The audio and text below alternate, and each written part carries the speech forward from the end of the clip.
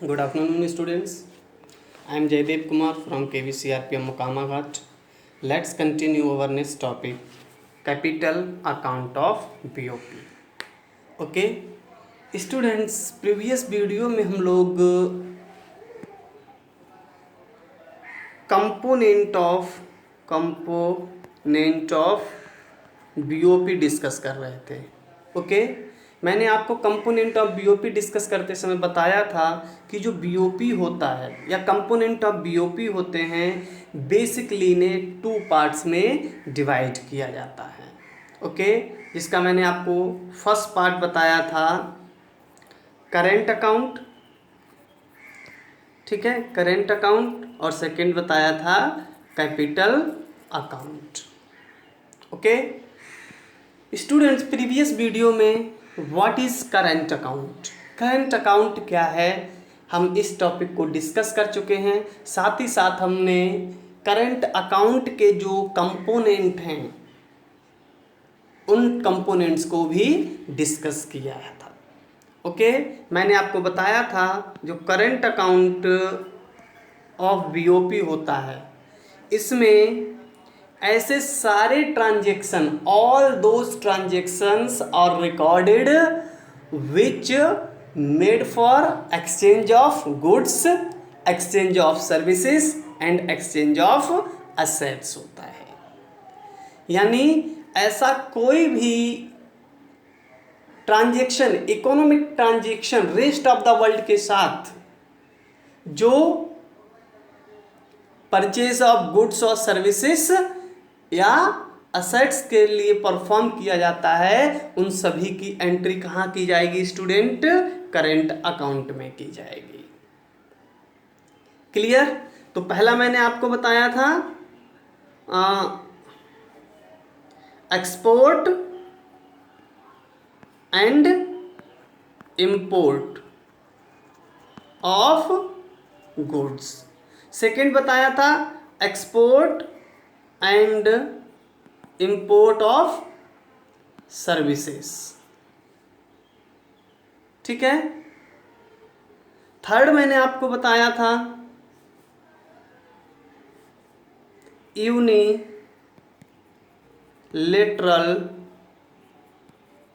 Transfer, and fourth मैंने आपको इसी में स्टूडेंट्स बताया था फैक्टर इनकम।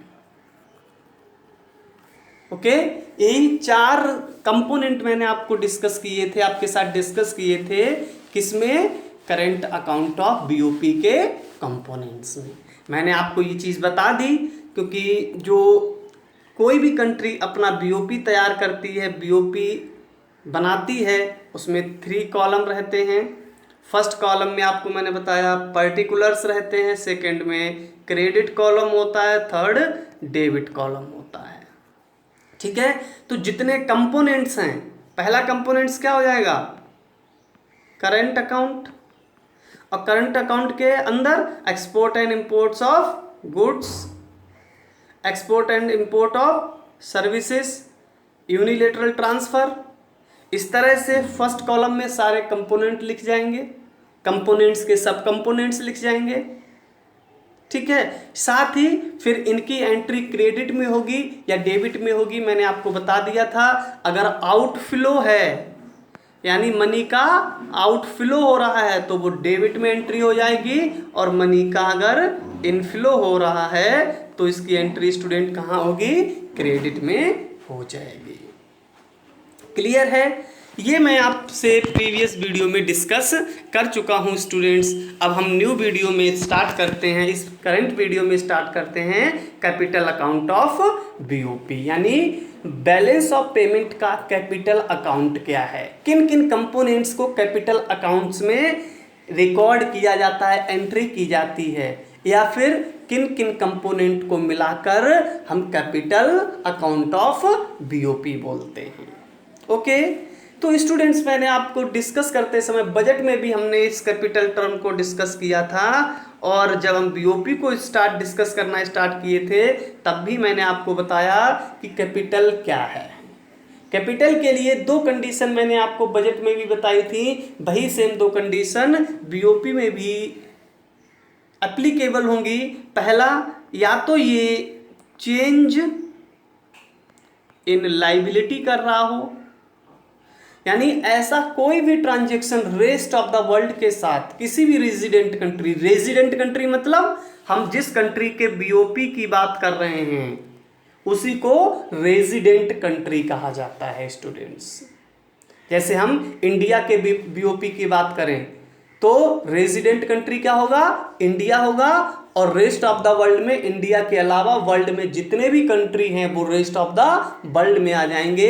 यानी अगर कहा जाए कि इंडिया के ऐसे सारे ट्रांजैक्शन जो इंडियन गवर्नमेंट की लाइबिलिटी को चेंज कर दें स्टूडेंट, या फिर चेंज इन असेट्स कर दें, यानी इंडियन गवर्नमेंट के असेट्स में चेंज कर दें, तो ऐसे सारे के सारे ट्रांजैक्शन कहाँ रिकॉर्ड किए जाएंगे स्टूडेंट, कैपिटल अकाउंट में एंट्री की जाएगी, रिकॉर्ड किए जाएंगे। और इन सभी के ग्रुप को, ऐसे सभी ट्रांजैक्शंस के ग्रुप को जो रेजिडेंट कंट्री की लाइबिलिटी चेंज करते हों या रेजिडेंट कंट्री के असेट्स चेंज करते हों, उन सभी ट्रांजैक्शन के ग्रुप को क्या कहा जाता है student, capital account of BOP कहा जाता है। What is capital account? Capital account is the group of all those, capital account is the group all those transactions which make change in liability of resident country or change in assets of resident country is known as capital account। Okay, यानी ऐसे सभी transaction जो resident country की liability को change कर दें या फिर रेजिडेंट कंट्री के असेट्स को चेंज कर दे स्टूडेंट, वो सारे के सारे क्या कहलाएंगे, कैपिटल अकाउंट कहलाएगा, बीओपी का कैपिटल अकाउंट कहलाएगा। देखिए स्टूडेंट्स, वही यहाँ लिखा हुआ है, capital account of BOP refers to an account in which all those transactions which change in liability on its government और change in assets of government. यानी कैपिटल अकाउंट बीओपी का एक ऐसा अकाउंट है जो या जिसमें उन सभी ट्रांजैक्शन को इंक्लूड किया जाता है जो रेजिडेंट कंट्री की गवर्नमेंट की लाइबिलिटी चेंज करते हो या गवर्नमेंट की असेट्स में चेंज लाते हो, वो सारे के सारे ट्रांजैक्शन किस में इंक्लूड किए जाएंगे स्टूडेंट, कैपिटल अकाउंट में चेंज किए जाए, सॉरी एंट्री की जाएगी, इंक्लूड किए जाएंगे। क्लियर है students, what is capital accounts? Clear? अगर कोई भी डाउट है आप मेरे से पूछिए। ओके, तो अब हम बात करते हैं कि वो कौन से ट्रांजैक्शंस हैं, which transactions are included in capital account, means component of capital accounts की बात कर रहे हैं हम लोग। यानी कैपिटल अकाउंट में कौन कौन से कंपोनेंट्स होंगे, कौन कौन से ट्रांजैक्शन इंक्लूड होंगे, जिन्हें हम क्या कहते हैं student, component of capital account. जैसे कल हम लोगों ने करंट अकाउंट को सीखा था, लर्न किया था, और उसके बाद हमने डिस्कस किया था कि करंट अकाउंट में कौन कौन से ट्रांजैक्शंस इंक्लूड किए जाते हैं, जिसमें आपको बताया export and import of goods, export and import of services, unilateral transfers and factor income from और टू अब्रॉड। क्लियर? ऐसे ही कैपिटल अकाउंट में वो सारे के सारे ट्रांजैक्शन होंगे जो गवर्नमेंट की लाइबिलिटी को चेंज करें या गवर्नमेंट की असेट्स को चेंज करें। तो स्टूडेंट्स, ऐसे कौन कौन से ट्रांजैक्शन हैं जो गवर्नमेंट की लाइबिलिटी को चेंज करेंगे या गवर्नमेंट के असेट्स को चेंज करेंगे, हम उन्हें डिस्कस करते हैं। और यही ट्रांजैक्शंस क्या कहलाते हैं student, components of capital accounts कहलाते हैं। ओके, तो देखिए स्टूडेंट्स, पहला कंपोनेंट ऑफ कैपिटल अकाउंट क्या है, borrowing and lending with rest of the world. किसकी बात कर रहे हैं हम यहाँ पर? रेजिडेंट कंट्री की बात कर रहे हैं हम यहाँ पर, रेजिडेंट कंट्री की बात कर रहे हैं। रेजिडेंट कंट्री का जो रेस्ट ऑफ द वर्ल्ड के साथ जो बारोइंग होती हैं या जो लैंडिंग होती है। Burrowing means resident country rest of the world से उधार लेती है, लोन लेती है। लैंडिंग का मतलब resident country rest of the world के कंट्री जो हैं या जो अदर कंट्रीज हैं उनको लोन देती। लैंडिंग मीन्स होता है लोन देना, बारोइंग मीन्स लोन लेना। ठीक है, तो जो रेजिडेंट कंट्री की बारोइंग्स हैं स्टूडेंट या लैंडिंग हैं, ये दोनों क्या करेंगी? ये रेजिडेंट कंट्री की गवर्नमेंट की लायबिलिटी को चेंज करेंगे। अगर बारोइंग रेजिडेंट कंट्री बारो करता है, लोन लेता है, तो क्या होगा? गवर्नमेंट की लायबिलिटी इंक्रीज हो जाएंगी। ठीक है, और लैंड करता है तो जो रेजिडेंट कंट्री है उसकी जो बारोइंग होंगी अदर्स पर वो इंक्रीज हो जाएंगी। यानी दोनों ही कंडीशन में क्या होगा? गवर्नमेंट की लायबिलिटी चेंज होगी। और जब लायबिलिटी चेंज होगी इन ट्रांजैक्शन से, तो ये किस अकाउंट में ऐड होंगे? कैपिटल अकाउंट में ऐड होंगे स्टूडेंट्स। और कैपिटल अकाउंट्स के क्रेडिट में जाएंगे या डेबिट में जाएंगे, आपको देखना पड़ेगा कि किस ट्रांजैक्शन से मनी का इनफ्लो हो रहा है और किस ट्रांजैक्शन से मनी का आउटफ्लो हो रहा है। आउटफ्लो होगा तो डेबिट और इनफ्लो होगा तो क्रेडिट। ओके, तो यहां देखिए लिखा है all transactions of borrowing from rest of the world. यानी रेजिडेंट कंट्री अगर जितनी भी बारोइंग करेगी रेस्ट ऑफ द वर्ल्ड के साथ, या repayment of loan from rest of the world. ठीक है, देखिए दो चीजें स्टूडेंट्स यहां पर बताई हैं। एक तो burrowing from rest of the world. अगर मान लीजिए इंडिया यूएसए से 500 रुपए बारो करती है, तो क्या होगा? इनफ्लो होगा कि आउटफ्लो होगा? इनफ्लो होगा। ठीक है, यानी जो इंडिया बारो करेगी रेस्ट ऑफ द वर्ल्ड के साथ, वो कहां? क्रेडिट अकाउंट में रिकॉर्ड कर दिए जाएंगे। दूसरी सिचुएशन स्टूडेंट ये भी हो सकती है कि इंडिया ने मान लो लीजिए यूएसए को 2019 और 20 में लोन दिया था। कितना? 500 का। और अभी 2020 एंड 21 में यूएसए ने ये लोन क्या किया? इंडिया का रीपेमेंट कर दिया। ठीक है, इंडिया का रीपेमेंट कर दिया। तो जब हम लोन लेते हैं स्टूडेंट्स, तो भी क्या होता है? मनी का, कैश का इनफ्लो होगा। ऐसे ही जब हमने किसी अदर कंट्री को लोन दिया है और जब वो लोन की रीपेमेंट करेगा, लोन की वापसी करेगा, रिकवरी ऑफ लोन्स होगी हमें, तो उससे भी क्या होगा? कैश का इनफ्लो होगा। यूएसए से पैसा इंडिया में आएगा। अगर इंडिया लोन देता है तो क्या होगा? आउटफ्लो ऑफ मनी होगा, यानी डेबिट में एंट्री की जाएगी। लेकिन जब हम लोन लेंगे तो क्रेडिट में एंट्री होगी। ठीक वैसे ही जब हम अपना लिया हुआ लोन किसी को रीपेमेंट करेंगे, वापस करेंगे, तो हम पैसा क्या होगा? इंडिया से बाहर जाएगा, यानी आउटफ्लो होगा। तो जब हम लोन का रीपेमेंट करेंगे तो वो डेबिट अकाउंट में एंट्री होगी। और अगर हमारे लोन की रिकवरी हमें मिलती है तो वो भी कहाँ? हमारे क्रेडिट अकाउंट में एंट्री होगी। इसीलिए स्टूडेंट्स यहाँ देखिए लिखा है all transactions of borrowing from rest of the world और repayment of loans from rest of the world. आपको यानी इंडियन गवर्नमेंट या तो अब्रॉड से लोन ले रही हो या इंडियन गवर्नमेंट के अब्रॉड से लोन्स जो पहले दिए थे उनकी रिकवरी हो रही हो स्टूडेंट्स, दोनों ही कहाँ रिकॉर्ड किए जाएंगे? क्रेडिट साइड में, यानी बीओपी का जो क्रेडिट साइड होगा उसमें एंट्री की जाएगी। ठीक वैसे ही इसके जस्ट अपोजिट यानी other side, all transaction of lending to abroad, यानी ऐसे सभी ट्रांजैक्शन जिसमें हम अब्रॉड को लैंडिंग कर रहे हैं, यानी अब्रॉड को लोन दे रहे हैं।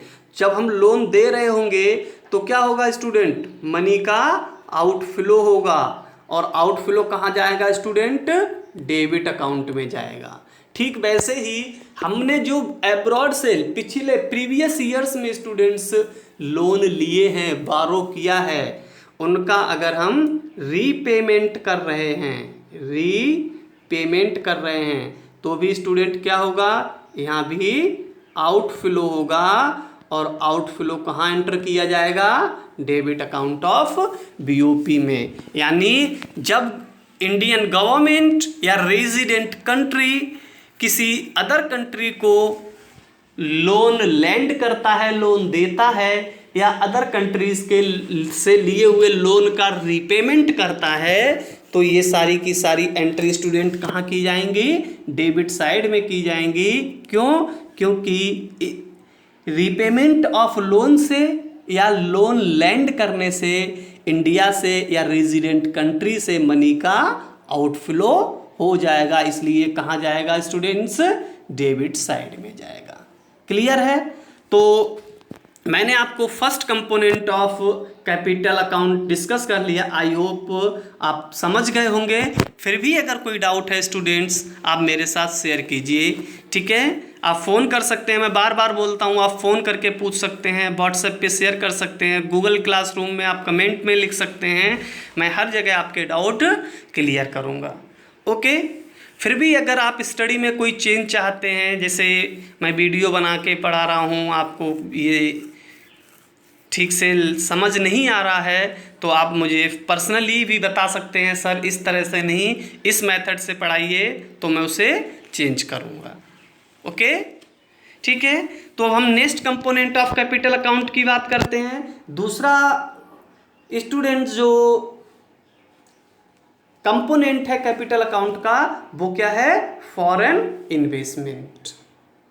फॉरेन इन्वेस्टमेंट क्यों? क्योंकि देखिए कैपिटल अकाउंट को हमने पढ़ते समय, अभी जब हमने कैपिटल अकाउंट को स्टूडेंट लर्न किया तो बताया कि कैपिटल अकाउंट में वो ऑल दोज ट्रांजैक्शंस इंक्लूड किए जाएंगे which change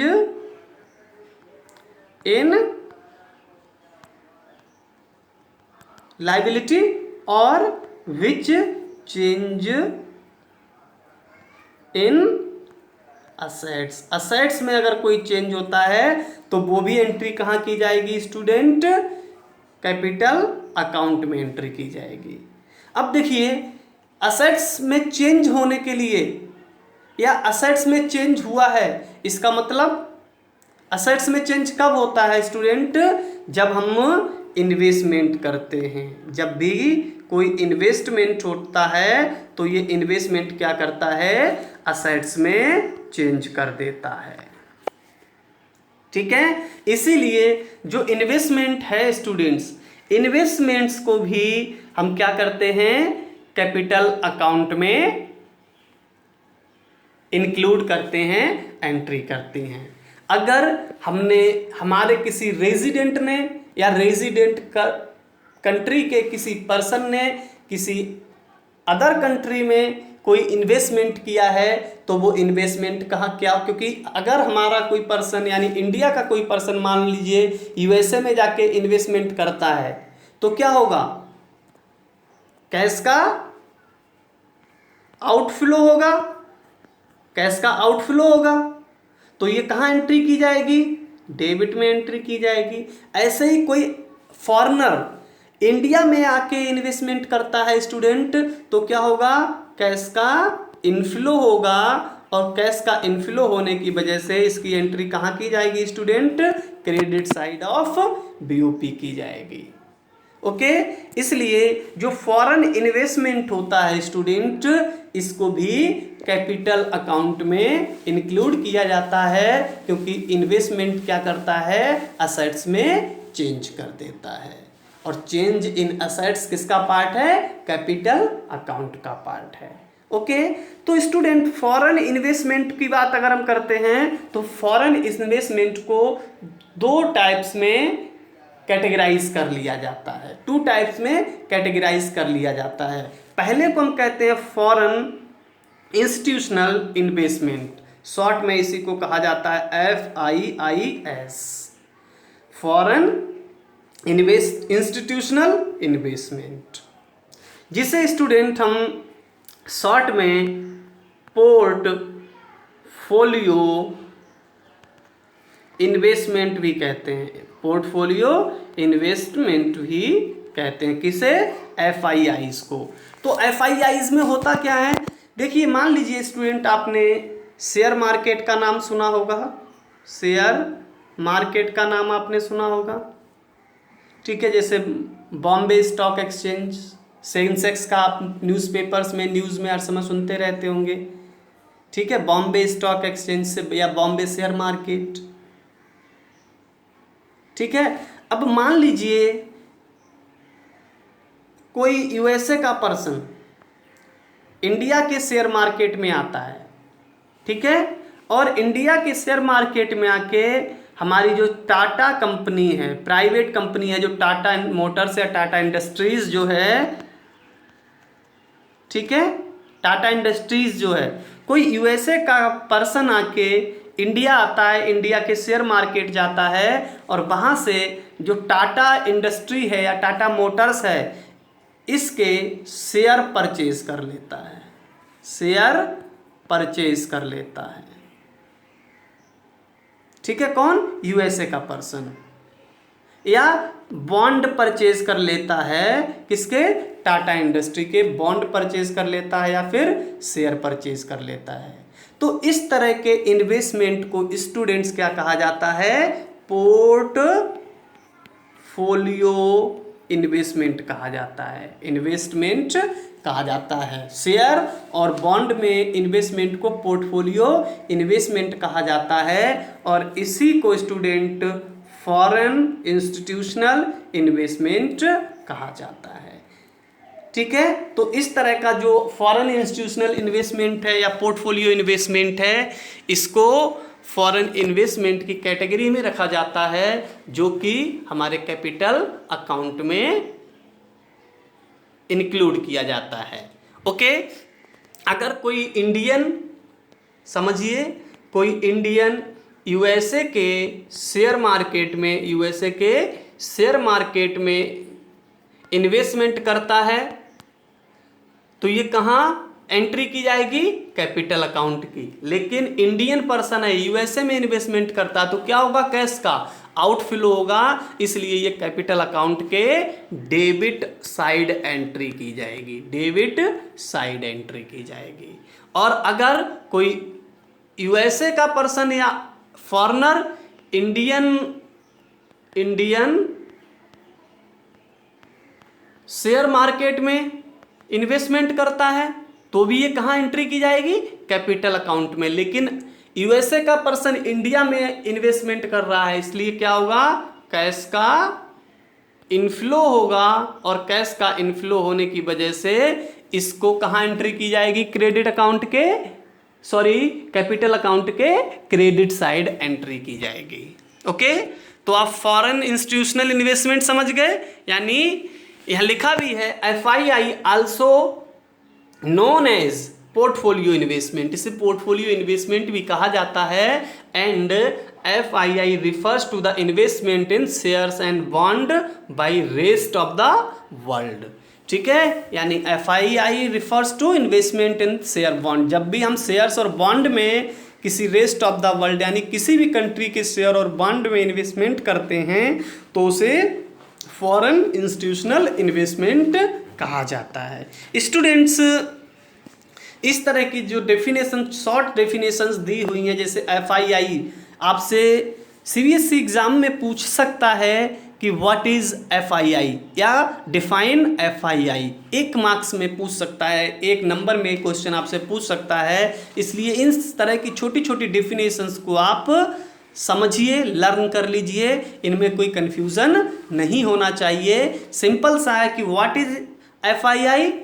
FII refers to the investment in bond and shares, or investment in bond and shares or any other institutional assets is known as foreign institutional investment। Clear? इस तरह से आप इसको learn कर लीजिए। Second category मैंने आपको बताया कि फॉरेन इन्वेस्टमेंट है, वो 2 कैटेगरीज में कैटेगराइज किया जाता है। First foreign institutional investment and second foreign direct investment. ठीक है, तो अब हम सेकेंड को स्टूडेंट डिस्कस करते हैं कि व्हाट इज FDI और फॉरेन डायरेक्ट इन्वेस्टमेंट। ओके, पहला मैंने आपको क्या बताया था कि कोई भी पर्सन किसी कंट्री की कंपनी में या शेयर मार्केट में जाके शेयर और बॉन्ड परचेज कर लेता है, खुद नहीं जाता कुछ करने, जो कंपनी वहां पर ऑलरेडी सेटअप है उस कंपनी के शेयर और बॉन्ड परचेज कर लेता है, इसे FII कहा जाता है। ओके, सेकेंड सिचुएशन क्या हो सकती है? मान लीजिए स्टूडेंट, हमने टाटा का एग्जांपल लिया, तो यहां भी हम टाटा इंडस्ट्री का ही एग्जांपल लेते हैं। ठीक है, टाटा इंडस्ट्री का ही हम एग्जांपल लेते हैं। ठीक है, अब ये टाटा इंडस्ट्री है, ये USA जाती है। ठीक है, और USA में अपना एक प्लांट लगा देती है, खुद गई, शेयर और बॉन्ड नहीं परचेज किया स्टूडेंट्स, क्या किया? USA गए और जाके अपना खुद का एक प्लांट वहां पर सेटअप कर दिया और प्रोडक्शन करने लगे। तो टाटा इंडस्ट्री ने क्या किया? डायरेक्टली जाके वहां प्रोडक्शन स्टार्ट कर दिया। डायरेक्टली, किसी का शेयर नहीं खरीदा, डायरेक्ट खुद गए, खुद से प्लांट लगाया, खुद ही वहां पर प्रोडक्शन स्टार्ट कर दिया। तो स्टूडेंट्स, इस तरह से अगर कोई कंपनी फॉरेन कंट्री में जाके खुद से इन्वेस्टमेंट करती है, अपना कैपिटल लिया, अपना मनी लिया, खुद से जाकर एक वहां पर प्लांट सेटअप करके प्रोडक्शन करने लगती है, तो स्टूडेंट्स इसे क्या कहा जाता है? इसे फॉरेन डायरेक्ट इन्वेस्टमेंट कहा जाता है। इन्वेस्टमेंट शॉर्ट में इसे FDI कहते हैं, फॉरेन डायरेक्ट इन्वेस्टमेंट। यानी अगर आप किसी कंट्री में जाके किसी कंट्री की कंपनी के शेयर परचेज करते हैं तो उसे फॉरेन इंस्टीट्यूशनल इन्वेस्टमेंट कहा जाता है। और अगर आप किसी कंट्री में जाके वहां पर अपनी फैक्ट्री लगा के खुद प्रोडक्शन शुरू करने लग जाते हैं स्टूडेंट्स, तो इसे फॉरेन डायरेक्ट इन्वेस्टमेंट यानी शॉर्ट में इसे FDI कहा जाता है। और देखिए स्टूडेंट्स, यहाँ यही लिखा है, व्हेन अ इंडिविजुअल्स में मैंने आपको कई बार बताया, पर्सन हो सकता है या फिर कंपनी हो सकती है, कोई भी हो सकता है।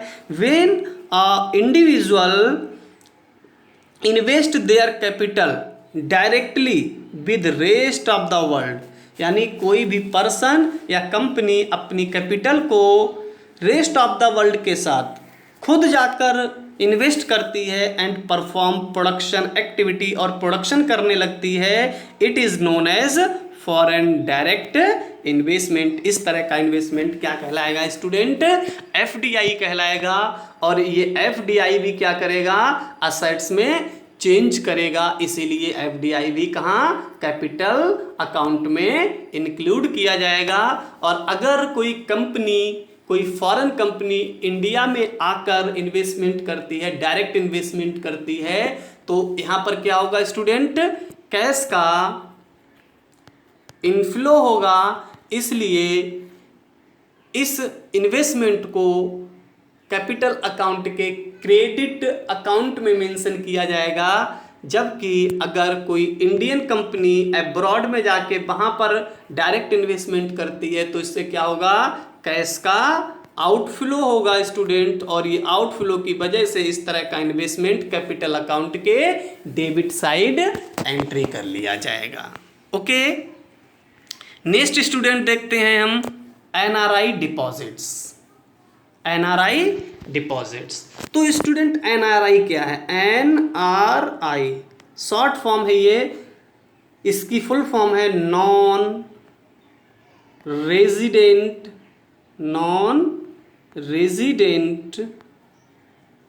Indian. N for non, R for resident, I for Indian, non resident Indian. ये क्या होते हैं स्टूडेंट? तो एनआरआई स्टूडेंट हम ऐसे पर्सन को कहते हैं जो पहले कभी इंडियन था, वॉज इंडियन, कभी था लेकिन अब इंडियन नहीं है, बल्कि उसने किसी एनी अदर कंट्री की सिटीजनशिप ले ली है, सिटीजनशिप ले ली है, वो क्या होगा? एनआरआई होगा। समझ गए? एग्जाम्पल के लिए सबसे अच्छा एग्जाम्पल, आपने फिल्म स्टार अक्षय कुमार का नाम सुना होगा। अक्षय कुमार का नाम सुना है? कहाँ रह रहे हैं ये? इंडिया में। कभी ये इंडियन थे लेकिन अब इनके पास कनाडा की जो कनाडा कंट्री है वहाँ की सिटीजनशिप है, इसलिए ये क्या हैं? एनआरआई है, नॉन रेजिडेंट इंडियन है। तो ऐसा पर्सन स्टूडेंट जो कभी इंडियन था लेकिन अब उसके पास इंडिया की नागरिकता नहीं है, किसी दूसरे देश की नागरिकता है, दूसरे देश का वो सिटीजन है, तो ऐसे पर्सन को स्टूडेंट क्या कहा जाता है? एनआरआई कहा जाता है। क्लियर है ये चीज? Who is NRI? A person who was Indian but now he was not Indian is known as NRI. Okay, कभी तो था इंडियन लेकिन अब इंडियन नहीं रहा, किसी अदर कंट्री का सिटीजन हो गया है वो, इसलिए उसे एनआरआई कहा जाता है। और ऐसे एनआरआई अगर इंडिया में ही कुछ डिपॉजिट रखते हैं, कुछ डिपॉजिट्स रखते हैं, तो इन डिपॉजिट्स को ही स्टूडेंट क्या कहा जाता है? एनआरआई कहा जाता है। सॉरी, एनआरआई डिपॉजिट्स कहा जाता है। समझ गए इस चीज को? जैसे मैंने अभी आपको एग्जांपल दिया अक्षय कुमार का। अक्षय कुमार का मैंने अभी आपको एग्जांपल दिया। अक्षय कुमार, अब देखिए ये एनआरआई हैं क्योंकि इनके पास सिटीजनशिप कहाँ की है? कनाडा की है, लेकिन इन्होंने अपने कुछ पैसा, अपना कुछ मनी इंडिया में ही डिपॉजिट किया है, क्योंकि इंडिया में रह रहे हैं तो इंडिया में ही क्या किया है? डिपॉजिट किया है इन्होंने। तो इनका जितना पैसा इंडिया में डिपॉजिट होगा स्टूडेंट, इसी को क्या कहा जाएगा? एनआरआई डिपॉजिट कहा जाएगा। ठीक है? और ये जो एनआरआई डिपॉजिट्स होते हैं स्टूडेंट्स, ये एनआरआई डिपॉजिट क्या है? ये कैपिटल अकाउंट में ऐड किए जाते हैं, कैपिटल अकाउंट में ऐड किए जाते हैं। ठीक है? अगर कोई एनआरआई इंडिया में आके डिपॉजिट करता है तो वो कैश का इनफ्लो होगा, ठीक है, और वो कैपिटल अकाउंट के क्रेडिट पार्ट में मेंशन किया जाएगा। और अगर कोई एनआरआई अपने डिपॉजिट्स को इंडिया से बाहर ले जाता है तो कैश का आउटफ्लो होगा, और ये आउटफ्लो या एनआरआई डिपॉजिट्स को कहाँ? कैपिटल अकाउंट के डेबिट साइड में एंट्री की जाएगी। तो स्टूडेंट्स, आई होप आप एनआरआई और एनआरआई डिपॉजिट्स को सीख चुके होंगे। ठीक है? अब स्टूडेंट्स एक चीज़ यहाँ कंफ्यूज आपको नहीं होना है। मैंने प्रीवियस वीडियो में जब हम कैपिटल अकाउंट के कंपोनेंट्स सीख रहे थे तो मैंने आपको वहाँ एक टर्म बताई थी रेमिटेंस, और एक टर्म अब यहाँ पर बताई है एनआरआई डिपॉजिट्स। दोनों में अंतर है। अंतर क्या है? देखिए रेमिटेंसेस मैंने क्या बताए, a person who settled in abroad, Indian ही है वो इंडियन ही है, या फिर नॉन रेजिडेंट भी हो सकता है, एनआरआई भी हो सकता है। अ person who settled in abroad, एक ऐसा पर्सन जो अब्रॉड सेटल हो गया है, जो इंडियन भी हो सकता है और नॉन रेजिडेंट इंडियन भी हो सकता है। क्लियर है? तो यहां भी एनआरआई हो सकता है, यहां भी एनआरआई हो सकता है, तो दोनों में डिफरेंस क्या है? तो यही डिफरेंस मैं आपको यहां पर बता रहा हूं। देखिए लिखा है difference between remittances and NRI deposits. ठीक है, तो यही डिफरेंस मैं आपको यहां पर बता रहा हूं। यहां एनआरआई हो सकता है और रेजिडेंट भी हो सकता है, एनआरआई एंड नॉन एनआरआई दोनों हो सकते हैं, यहां केवल एनआरआई होगा। तो अंतर क्या है? तो अंतर है, एक ऐसा person who settled in abroad and send money to his family in resident country, यानी एक ऐसा पर्सन जो अब्रॉड सेटल हो चुका है, चाहे वो रेजिडेंट हो या नॉन रेजिडेंट हो। ठीक है, अगर अब्रॉड में सेटल हो गया, रेजिडेंट हो या नॉन रेजिडेंट हो, अगर send money to his family, अगर वो अपनी फैमिली को मनी सेंड कर रहा है, तो ये जो फैमिली के लिए मनी सेंड करेगा वो क्या कहा जाएगा? रेमिटेंसेस कहा जाएगा। And remittances are recorded in current account in BOP.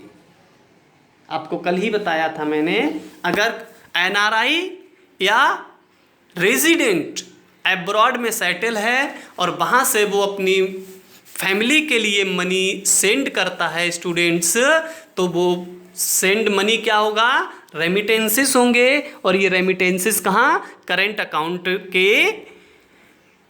Account of BOP में एंट्री की जाएगी। ओके, लेकिन एक ऐसा पर्सन, अब देखिए यहां पर कंफ्यूजन क्या है? कंफ्यूजन ये है, एक एनआरआई है, ये भी अगर विदेश से, अब्रॉड से इंडिया में अपनी फैमिली के लिए मनी भेजता है, तो ये स्टूडेंट एनआरआई डिपॉजिट नहीं होंगे। ये अगर पैसा एनआरआई भी, कोई एनआरआई अपनी फैमिली के लिए पैसा सेंड करता है, तो वो भी रेमिटेंस में ही काउंट होंगे और वो करंट अकाउंट में ऐड किए जाएंगे। लेकिन अगर कोई एनआरआई है, ठीक है, अ person who settled in abroad and he is not resident of resident country, यानी एनआरआई एक पर्सन जो अब्रॉड सेटल हो गया है लेकिन अपनी कंट्री का वो नागरिक नहीं है, and he hold some deposit with his resident country, लेकिन उसके कुछ डिपॉजिट उसकी रेजिडेंट कंट्री में हैं, तो these deposit are known as NRI deposit. समझ गए? एनआरआई डिपॉजिट किसे कहेंगे? केवल उस अमाउंट को कहेंगे स्टूडेंट जो उसने खुद अपनी कंट्री में, जहां का वो था उस कंट्री में डिपॉजिट कर रखा है, तो वही डिपॉजिट स्टूडेंट क्या होगा? एनआरआई डिपॉजिट होगा।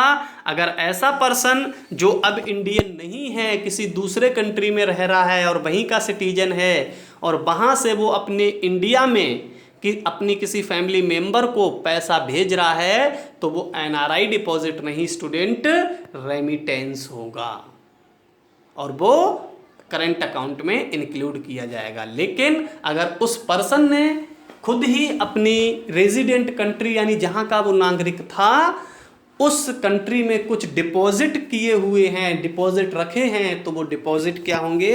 एनआरआई डिपॉजिट्स होंगे। क्लियर है स्टूडेंट्स? आई थिंक आप रेमिटेंस और एनआरआई डिपॉजिट्स का डिफरेंस सीख गए होंगे, लर्न कर चुके होंगे। अगर कोई भी प्रॉब्लम है, अभी भी आपको इसमें क्लियर डिफरेंस नहीं हो रहा, क्लियर आइडेंटिफिकेशन नहीं हो रहा, तो आप मुझसे दोबारा पूछ सकते हैं। मैं इनमें डिफरेंस जो है वो दोबारा आपके साथ डिस्कस कर लूँगा। ओके, लेकिन जो मैंने अभी आपको इस वीडियो में कैपिटल अकाउंट्स के बारे में डिस्कस किया, कंपोनेंट्स ऑफ कैपिटल अकाउंट्स के बारे में मैं डिस्कस करते समय बताया ये क्या है। कैपिटल अकाउंट उन सभी ट्रांजैक्शन को इंक्लूड करता है जो चेंज इन असेट्स और चेंज इन लाइबिलिटीज़ करते हैं। तो ऐसे कितने ट्रांजैक्शन है जो लाइबिलिटी या असेट्स को चेंज करते हैं? तो मैंने उसमें आपको पहला बताया बारोइंग एंड लेंडिंग्स, सेकंड मैंने आपको बताया फॉरेन इन्वेस्टमेंट, थर्ड मैंने आपको बताया एनआरआई डिपॉजिट्स। यही ऐसे कंपोनेंट्स हैं जो गवर्नमेंट की रेजिडेंट कंट्री की लाइबिलिटी को चेंज करते हैं या फिर उनके असेट्स को चेंज करते हैं, इसीलिए ये कंपोनेंट्स कैपिटल अकाउंट्स में इंक्लूड किए जाते हैं। ओके, तो स्टूडेंट्स आप इस वीडियो को अच्छे से देखिए, कैपिटल अकाउंट को लर्न कीजिए। अगर कोई लर्निंग में प्रॉब्लम है, कोई आपके पास सजेशन है तो आप मेरे साथ शेयर कीजिए, मैं आपके प्रॉब्लम्स को कंसीडर करके उनका सॉल्यूशन दूंगा। Okay, thank you.